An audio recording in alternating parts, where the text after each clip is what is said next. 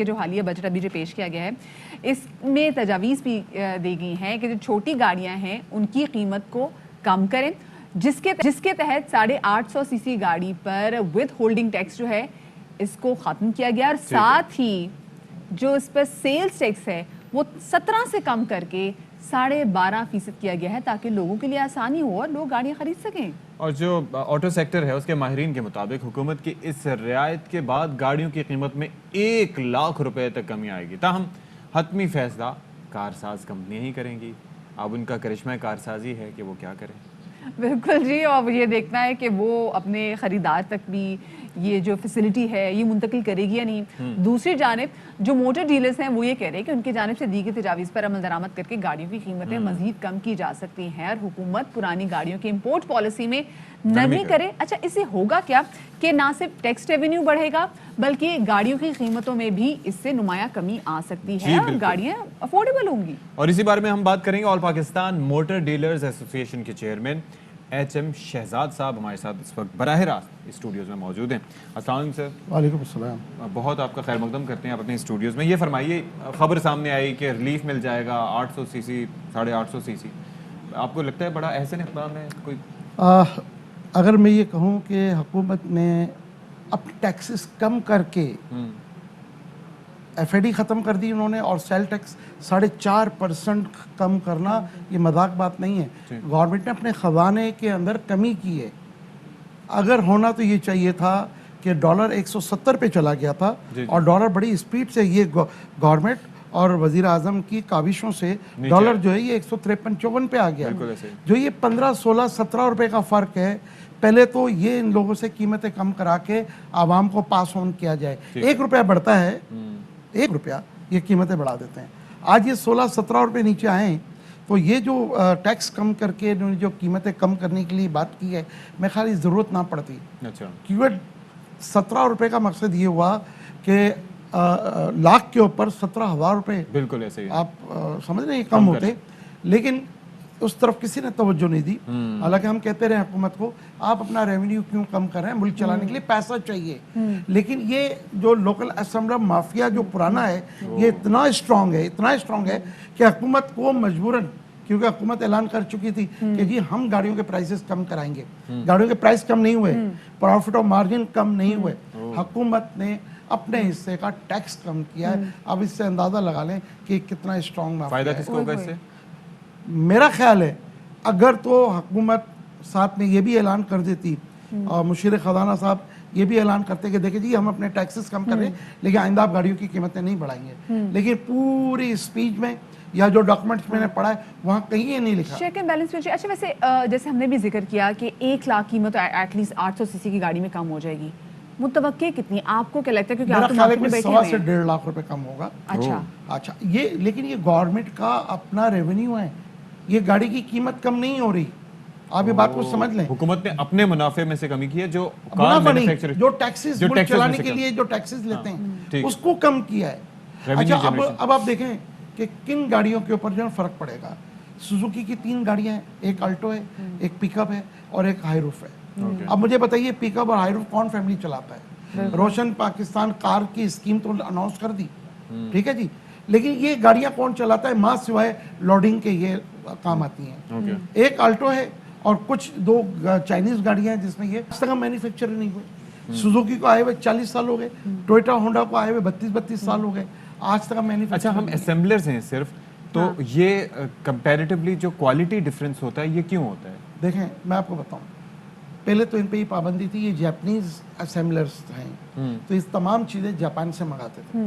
लेकिन बीच में आज से कोई 7-8 साल या 10 साल पहले इन्होंने हुकूमत, उस वक्त की हुकूमत से ये मायदा भी ख़त्म करा दिया जो डिलीशन प्रोग्राम में था। पहले तो डिलीशन प्रोग्राम में ये था 5 साल बाद ट्रांसफर ऑफ टेक्नोलॉजी हमारे मुल्क में आएगी, हम अपने मुल्क की ज़रूरत को पूरा करेंगे और एक्सपोर्ट करेंगे। आज 40 साल हो गए वो नहीं है। अब फिर ये आज से कोई 8-10 साल पहले इन्होंने उस प्रोग्राम को भी ख़त्म करवा दिया कि ये जापानीज असेंबलर है तो तमाम चीज़ें जापान चाहिए। आज दुनिया के 19 मुल्कों से मुख्तलिफ चीज़ें मंगाते हैं। मिसाल देता हूँ, ये जापान में $1 का है, चाइना में $1 के ये 12 हैं। अब आप अंदाज़ा लगा लें आपको क्वालिटी क्या मिल रही है, इनके प्रॉफिट और मार्जिन कहाँ जा रहे हैं। फिर एक और जुल्म है हमारे साथ इन्हीं की सिस्टर कंपनी चाइना में बैठी है, यही टोयोटा होंडा की, वहां से वो हमें एक्सपोर्ट करती है, मतलब टोयोटा होंडा को यहाँ एक्सपोर्ट करती है, ठीक। और वहां पर क्या होता है, ओवर इनवाइसिंग होके। सही। अच्छा, फिर यहाँ क्या कर रहे हैं ये उन्हीं से मंगवा कर गवर्नमेंट को क्या दिखा रहे हैं कि देखें सर, हमने ये चाइना से, जापान से हम ले रहे थे $1 में एक, अभी हमें $1 में 2 मिल रहे हैं।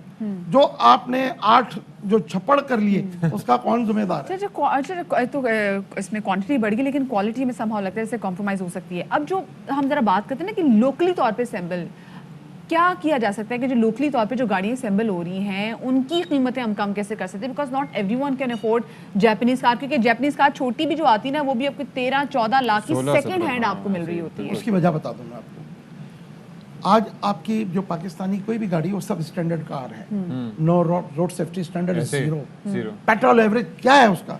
ये जिस गाड़ी की आप बात कर रही है, हमने तजवीज़ दी थी कि 3 साल पुरानी आ रही है, इसे 5 साल पुरानी कर दें, डायरेक्ट इंपोर्ट अलाउ कर दें, और कुछ टैक्सेस में हमारे साथ बैठ के बात कर लें। हम 8 से 10 लाख रुपए में आज भी वो गाड़ी देने के लिए इस पोजीशन में हैं। ओके। हुकूमत को 2017-18 में आप देखें 85,000 गाड़ियां टीआर बैगेज गिफ्ट के तहत 100 अरब का रेवेन्यू मिला। ये सब मिलके भी 100 अरब नहीं देते गवर्नमेंट को टैक्सेस, और आवाम को चॉइस मिली। और उस वक्त की कीमत देखें, हुआ क्या कि इन्हीं के कहने के ऊपर हुकूमत ने पॉलिसी चेंज की।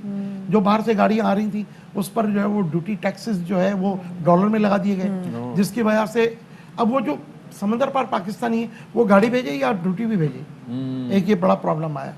अच्छा देखिए, आप जब तक एक सेहतमंद कंपटीशन नहीं देंगे, तो आपकी मिसाल देता हूँ, तो आप कहेंगे जी मैं ही मैं हूँ, तो मेरी तो कोई अहमियत नहीं है। तो उसके अंदर बात तो ये कि आपने हमारे हाथ बांध दिए, आप हमें भी ओपन कर दें। देखिए मुशर्रफ दौर में जब शौकत अजीज साहब, आज शौकत तरीन साहब हैं, उस वक्त शौकत अजीज साहब थे, उन्होंने एक बोल्ड स्टेप लिया, ठीक है जी, और उसको ओपन किया। और वो ओपन इस तरह किया कि इन्होंने first time history of the car dealing automobile industry, first time इन्होंने प्राइस कम किए, और जो ब्लैक मार्केटिंग की नालत थी वो ख़त्म हो गई।